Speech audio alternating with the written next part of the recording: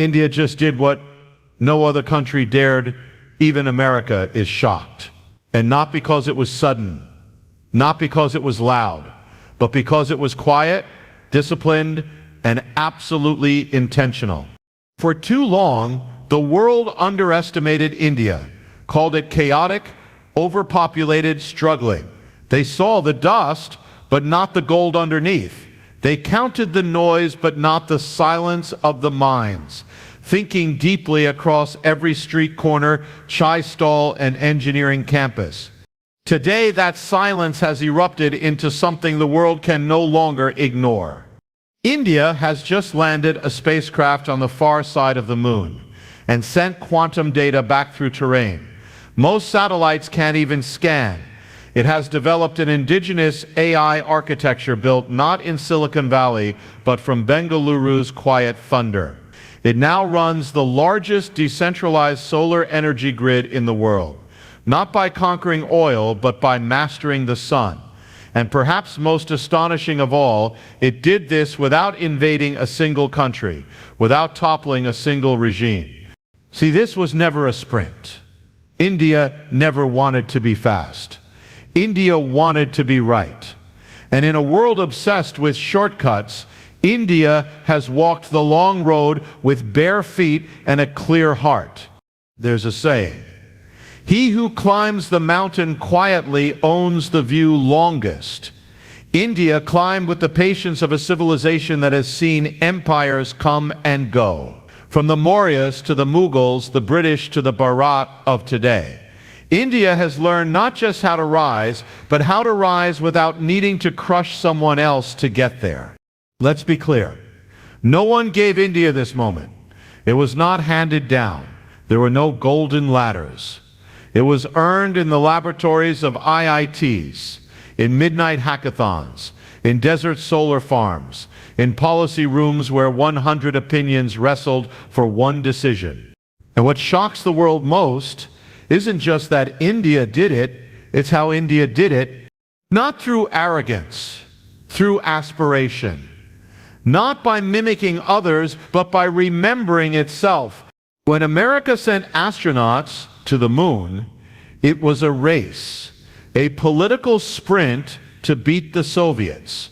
When India sent Chandrayaan, it was a prayer.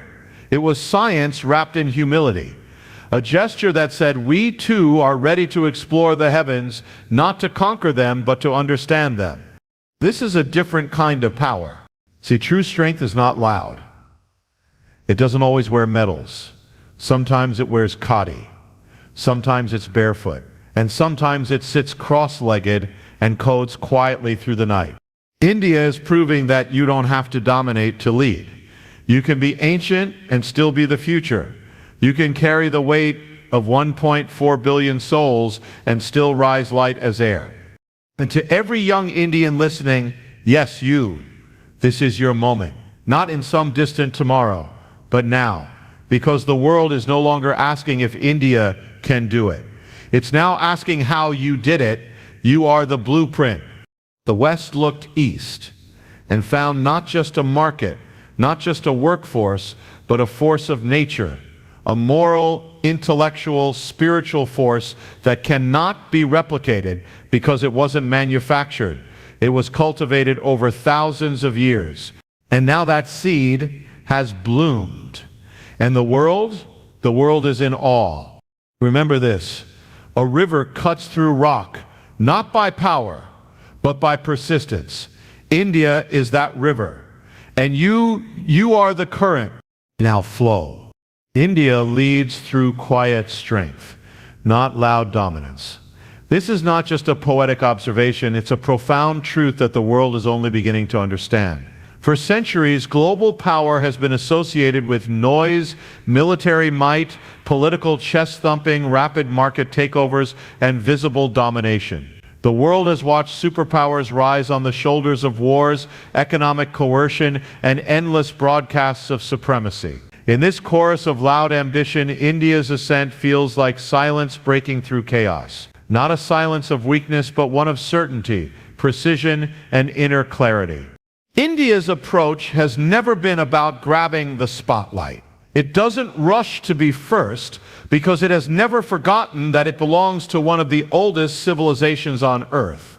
Its rhythm is not set by news cycles or market trends. It is deeper, older, and more grounded. And when a nation moves with that kind of rootedness, its progress is not a sprint, it's a slow, deliberate walk toward inevitable greatness. This quiet strength is visible everywhere you look. Consider India's space program. When ISRO launched the Mars Orbiter mission in 2013, the world barely paid attention until it succeeded on its first attempt with a budget smaller than that of a Hollywood space movie. No military fanfare, no ego-fueled press conferences. Just a handful of scientists, some with sandals on their feet and modest labs behind them, doing the impossible, not for headlines, not to defeat anyone, but because they could and because they believed their work served something larger than individual glory. That same spirit was echoed when Chandrayaan-3 landed near the moon's south pole. While global superpowers struggled or spent billions, India did it with patience, perseverance, and humility. There were no threats issued to the cosmos, no declarations of lunar ownership. Just data, just science, just a reminder that greatness doesn't have to be noisy to be real. This quiet strength doesn't just live in rockets, it lives in resilience. During global crises where other countries collapsed under the weight of panic or overreaction, India showed remarkable balance. Take the COVID-19 pandemic. The scale of the challenge in India was unlike anything the developed world could comprehend. Yet the country mobilized its resources with stunning effectiveness. It became the pharmacy of the world, supplying vaccines to nations both rich and poor. Again, not to boast, not to control, but to serve. The world has grown accustomed to power being flaunted. But India's model redefines power as service, leadership as stewardship, intelligence as collaboration. This isn't a soft power, it's a disciplined one. It's the power of a hand that doesn't need to raise its voice, because its work speaks louder than words ever could. In the digital realm, too, India's approach has defied convention. While much of the world wrestled with privacy issues, monopolistic platforms, and exploitative algorithms, India quietly built its own digital public infrastructure. Unified Payments Interface, UPI, revolutionized financial transactions so seamless, so universal, that even the most rural citizen could send money with a tap long before many developed countries had achieved the same. India didn't shout about this. It simply made life easier for 1 billion people. That's strength, that's impact, and it didn't require a takeover of Wall Street or a Silicon Valley brand name. It just required intent, design, and quiet execution. It's also worth looking at how India leads diplomatically. Unlike many countries that operate through sanctions, threats, or alignment with blocs, India has built a unique foreign policy of balance. It has relationships with the US, Russia, China, Africa, the EU, the Middle East, all maintained with remarkable nuance. India doesn't need to pick sides in a game others designed. It creates its own table and invites others to sit. Again, there's no shouting here, just clarity of purpose and deep cultural wisdom that understands how to navigate complexity without compromising identity. Education, too, reflects this quiet power. While the West pushes narratives of brain drain, India has slowly transformed into a brain trust. IITs, IESC, and countless other institutions continue to produce minds that don't just work in top companies abroad, they reshape them. From Sundar Pichai to Satya Nadella, Indian leadership is now embedded in the DNA of global tech. These individuals didn't get there by emulating the noise. They got there by mastering the fundamentals, by carrying values honed over generations, by letting their work speak. Even at the societal level, India's quiet strength is clear. The country carries diversity that few can even begin to manage. Dozens of major languages, hundreds of dialects, multiple major religions, and more than 1 billion citizens with different hopes and struggles. Yet the country moves forward, not always perfectly, not without internal tension, but it moves, it reforms, it adapts. This ability to navigate contradiction and chaos without disintegrating is not weakness. It's resilience forged through centuries. It's a strength most can't replicate because it requires not just systems but soul. There's also the Indian mindset of Jugaad, a kind of creative problem solving born from limitation. It's not just improvisation, it's innovation without excess. And in a world over-reliant on massive budgets, luxury tools, and bloated infrastructure, India's model of innovation reminds us that constraints are not obstacles, they are crucibles. This is not the loud innovation of a TED Talk or a billion-dollar startup. It's the quiet innovation that changes lives in villages, hospitals, classrooms, and streets. It's practical, scalable, and rooted in empathy. This humility in progress comes from an ancient civilizational memory that knows empires fade but values endure. The Vedas were written when much of the world hadn't yet learned to write. Yoga was practiced before wellness had a name. Debates in Nalanda occurred when Europe was still emerging from the Dark Ages. India remembers, and this memory tempers ambition with wisdom. That's why its strength is quiet. It has nothing to prove, only something to build. Make no mistake, this isn't about romanticizing India or ignoring its problems. Every nation has flaws, and India's challenges are real. But what sets it apart is its ability to carry those challenges without becoming defined by them. It doesn't hide its imperfections. It works through them. With grit, with reflection, with quiet strength. There's a story in every Indian street corner, in every auto rickshaw ride, in every mother teaching her child math on a chalkboard. Stories not of conquest or extravagance, but of determination, of discipline, of daily effort. While some powers demand respect through fear, India earns it through consistency. And so the world is beginning to understand something fundamental. You don't need to shout to be powerful. You don't need to dominate to be respected. The loudest person in the room is often the least certain. India, by contrast, moves with the calm of a nation that knows where it comes from and trusts where it's going. India leads through quiet strength, and in doing so, it's rewriting what leadership looks like for the next century. Innovation rooted in identity creates unmatched power. This idea may seem counterintuitive in a world obsessed with novelty, disruption, and globalization. But the deepest innovations, the ones that endure, that uplift entire societies, that change how people live, are rarely born from borrowed templates. They are grown from within. They emerge not from imitation, but from introspection. And in India's case, that introspection runs thousands of years deep.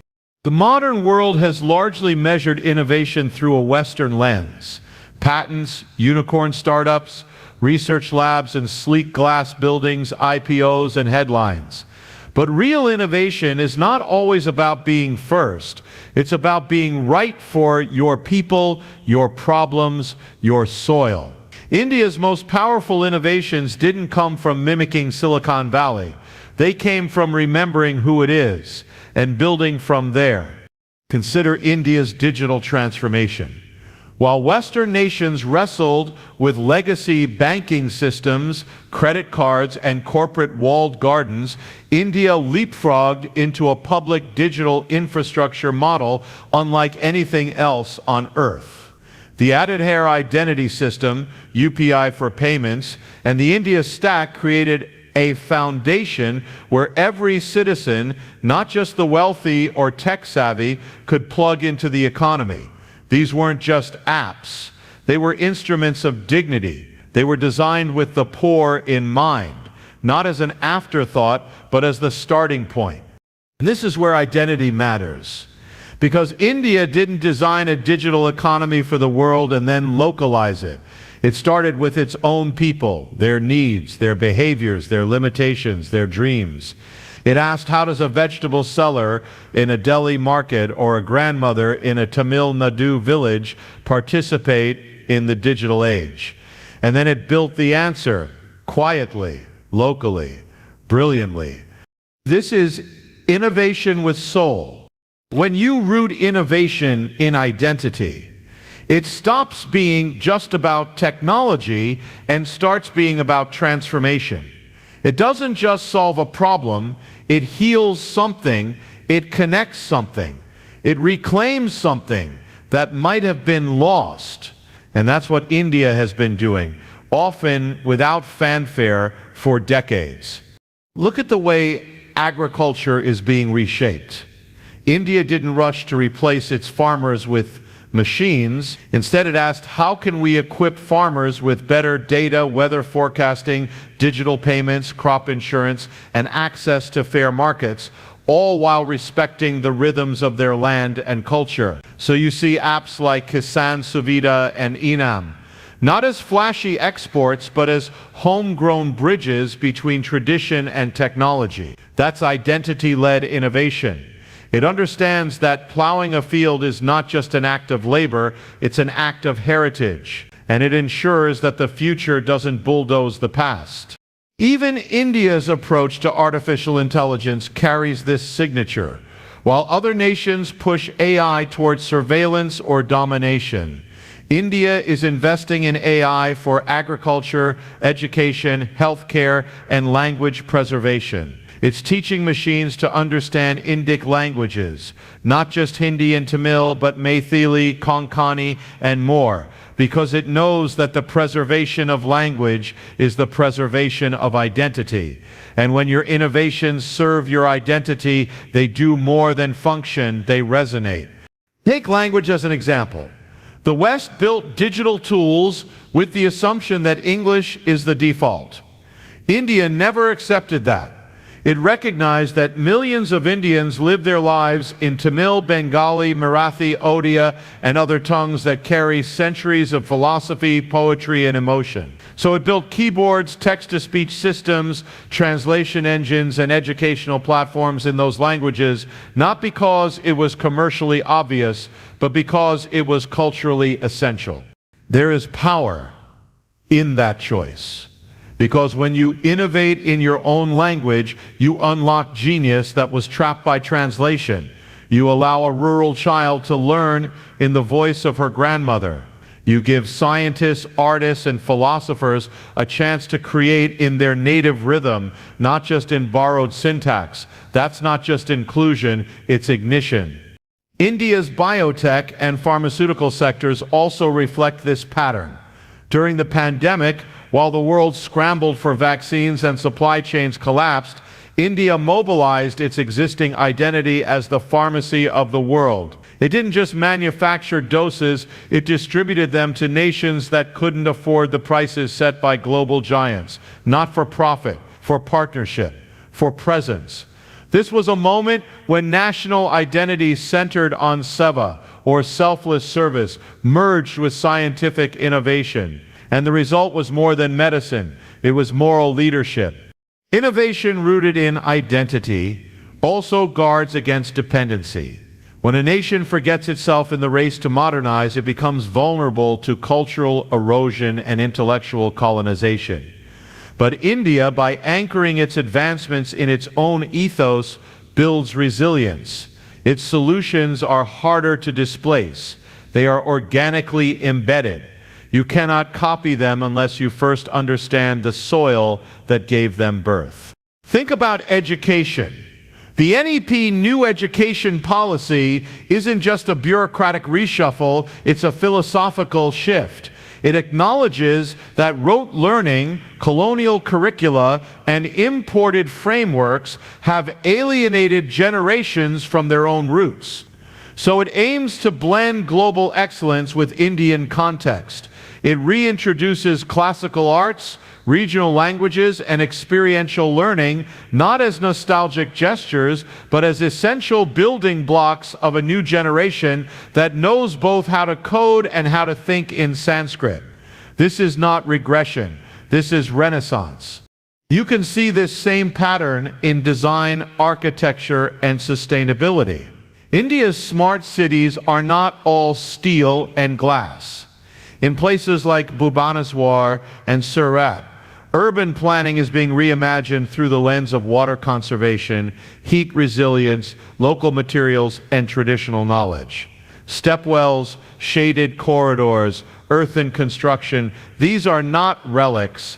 They are innovations that were waiting to be remembered. And remembering, too, is a kind of progress. Because sometimes the most radical innovation is rediscovery. India is a country where ancient medical systems like Ayurveda now coexist with world-class allopathy. Not in contradiction, but in conversation. Because the future isn't about choosing between the old and the new, it's about integrating them. That's what identity-rooted innovation allows. It doesn't throw the past away, it lets the past speak to the present and shape the future. And this is why India's model of progress is starting to capture global attention. Not as a curiosity, but as a compass.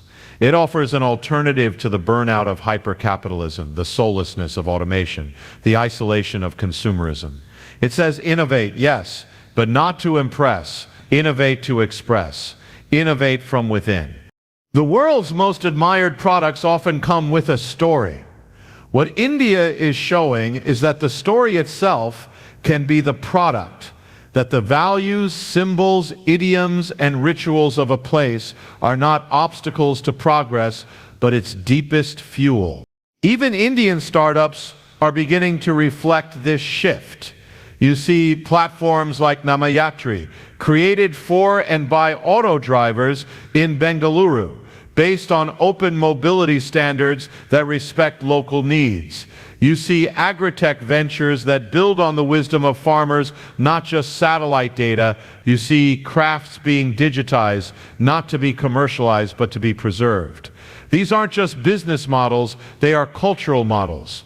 Because the moment a society begins to value its own imagination, it stops needing permission to succeed. It stops chasing validation. It begins to lead on its own terms. And that is unmatched power. Persistence, not speed, defines lasting success. In a world that glorifies velocity, where startup pitch decks are filled with phrases like scale fast and blitz growth, it's easy to forget that the most enduring achievements in human history have not been the fastest. They've been the most persistent. Speed can win races, but persistence builds civilizations. And in India's journey, political, technological, cultural, this principle is not just evident, it's defining. India has never claimed to be the quickest. Its progress is not always linear, not always visible, and certainly not always applauded. But it continues day after day, decade after decade, with the patience of a country that has seen empires rise and fall like waves against its shores. This is not the patience of indifference. It's the discipline of those who understand that the most meaningful transformations are not sudden. They are sustained. You see this in India's democratic foundation. In a world where democracies have faltered under pressure, where nations have swung between extremes, India has held steady, not without struggle, not without missteps, but with the dogged persistence of a people who believe in the process, even when it is messy, slow, and often thankless. The country has conducted free and fair elections for over 70 years across linguistic, religious, and regional diversities that would overwhelm any other system. That is not an achievement of speed. It is the reward of persistence, of showing up every time it's hard, of building institutions brick by brick, of believing in the long game. You also see it in the economic evolution of India. There was no overnight miracle. Liberalization in 1991 wasn't a finish line, it was a door opening. The real work began afterward, building infrastructure, stabilizing currency, nurturing entrepreneurship, managing poverty, and navigating global markets while maintaining national priorities. It's easy to point to success stories now in Infosys, TCS, Reliance, Flipkart, but behind every headline was years of trial, failure, adjustment, and relentless effort. The Indian startup ecosystem, now among the top 3 in the world, didn't explode overnight. For every unicorn, there were hundreds of companies that grew slowly, building trust, solving complex problems, and learning through cycles of uncertainty. The founders who now speak on global stages once coded in dim rooms, convinced investors in local cafes, and navigated policies not designed for innovation. Their superpower wasn't just brilliance. It was staying the course when exits weren't clear and funding wasn't flowing.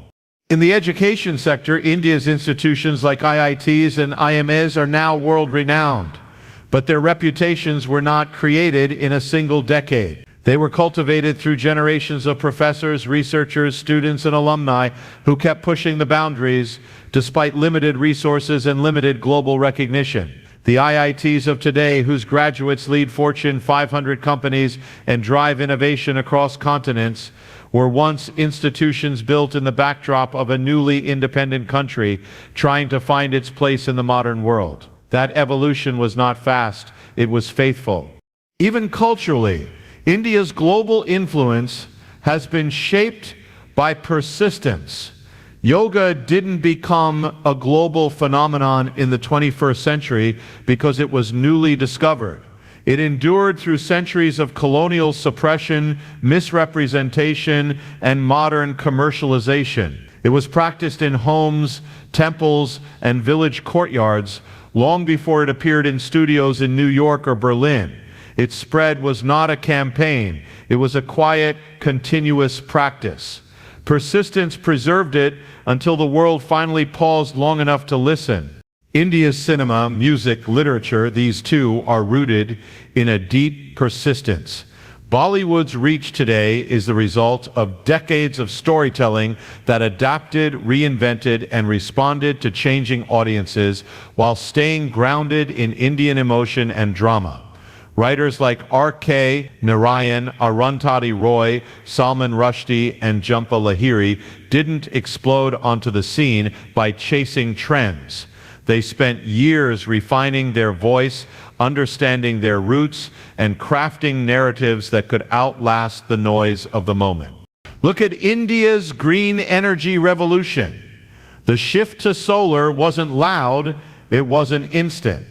But year by year, panel by panel, India has built one of the largest solar energy programs in the world. From farmers in Rajasthan using solar-powered pumps to massive solar parks in Gujarat and Tamil Nadu, the country didn't wait for perfect conditions.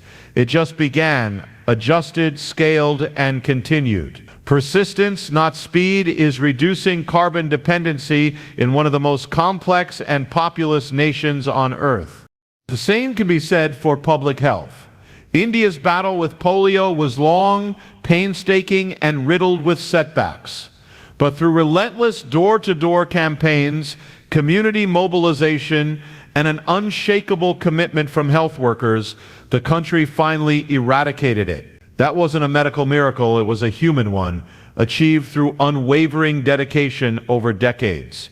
Today, similar persistence is being applied to tuberculosis, maternal health, and digital health access.